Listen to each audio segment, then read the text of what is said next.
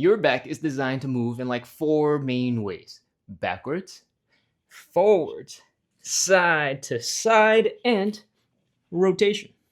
Most of us, we're using like 2. So in the next 5 minutes, I'm gonna show you 5 moves to help you move in all 4 ways, and you don't need any equipment. We're gonna do it right here on the floor. I'm Ken, and I help you feel a little bit better in just a few minutes a day. All you need is a floor. If you got a mat, perfect. And you'll need a doorway for our final move. It's gonna help you target a couple more weird spots in your back, and you'll definitely like that one. Let's go.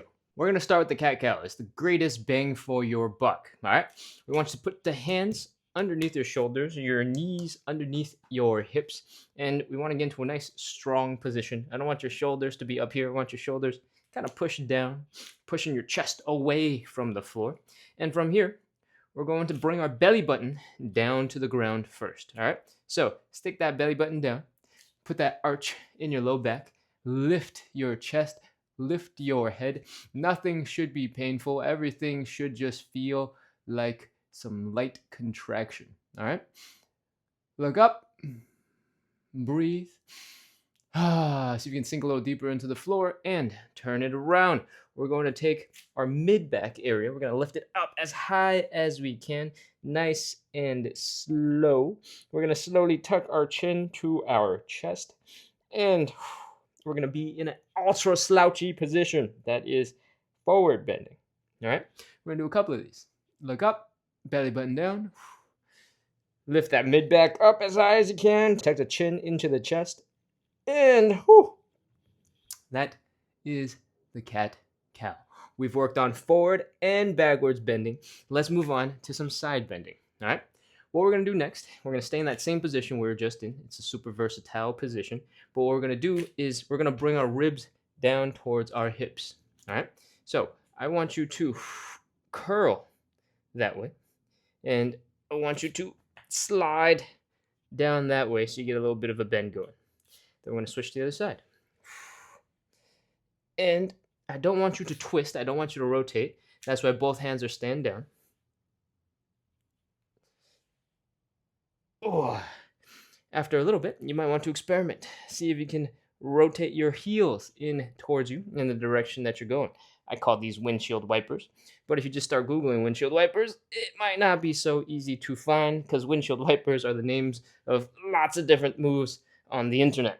So, once you've worked that side a little bit, worked on that contraction, we're going to transition into something a little bit more chill. I want you to sit back into something called the child's pose. All right? In child's pose, you should be relaxing a little bit. I want you to sit your butt down to your heels as best as you can. I want you to flop on over, let your hands extend forward, and try to breathe. Exhale. If you can, put your forehead down, rest your head.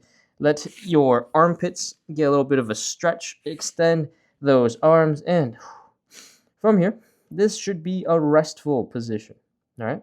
Your back should be loose, should be chill, and we're going to do some more side bending. This time, we're going to really stretch. Before we were contracting our side muscles, now we're going to really focus on stretching them. I want you to walk your hands directly to the left a little bit at a time.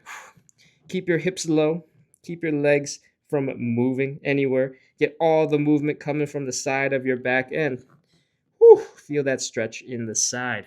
Come on back the other way.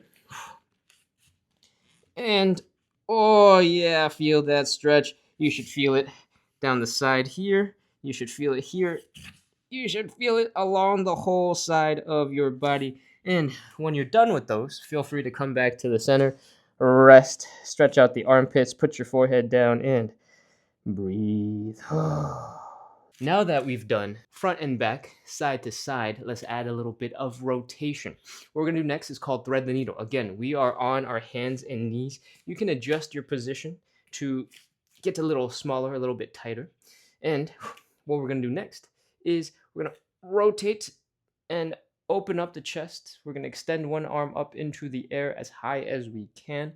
And we're going to look at that hand, all right? We're always looking at the hand. This is going to have us open up our bodies. We're going to be rotating this direction.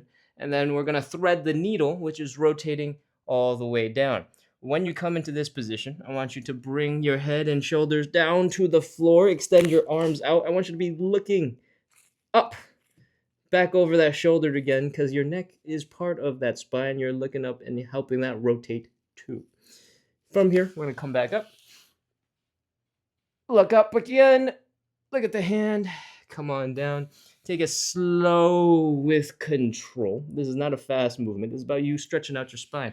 If you're going super fast and you're just flopping around that, it's not going to do the thing we want it to do. All right? Ugh. Sink into the floor. Shoulders down. Rotate the spine and look up over your shoulder.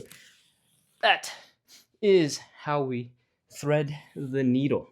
You can switch on over to the other side because this is a stretch that requires both sides. So let's look at it from this angle. We're opening up, looking at that hand. We're going to tuck that hand into the hole underneath our shoulders.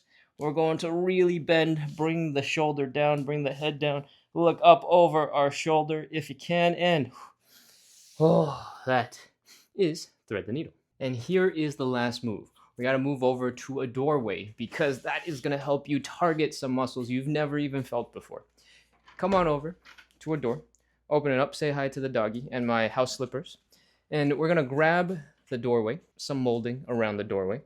Make sure it's double checked to be stable before you get into this. But we're going to keep our toes near the doorway. We're going to slowly lean back.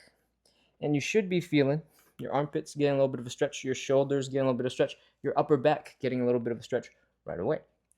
If you shift your arms and you shift your body a little bit, and if you're really tall and you're feeling like you're hitting the other side of the door, you can just angle your body out. We're going to rotate a little bit. Let the arms pull on our back muscles.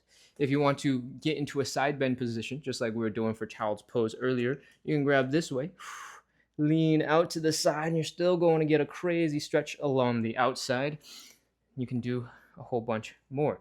If you really focus on leaning in, leaning back, you'll get a nice stretch all over your upper back. If you experiment with this, hopefully you'll find all the weird little missing parts of your spine getting a little bit of extra love. Oh, now take a step away from the door frame. Stand up nice and tall. Do a little wiggle. Do a little shimmy.